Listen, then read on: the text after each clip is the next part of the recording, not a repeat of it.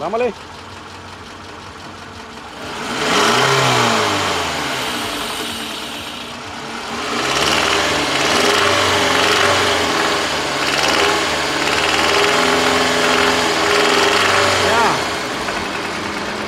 Acelérelo despacio. Bueno, vamos al siguiente diagnóstico, Toyota Camry. El cliente viene preocupado por ese sonido que hace el motor. Oiga. Ya. El motor parece que no trae aceite, señores.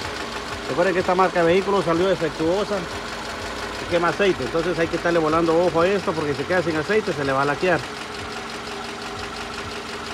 Aceléralo despacito. Ya. Bueno, apáguelo, vamos a ver si tiene aceite.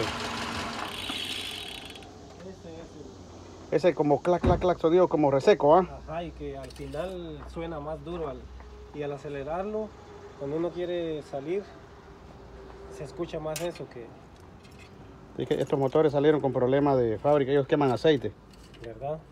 Cuando usted menos siente, se quedan sin aceite. Sí, tiene aceite. Pero yo pienso que tal vez alguna vez se haya quedado sin aceite. Exactamente, ahí está, usted dijo lo correcto. Bueno, vamos a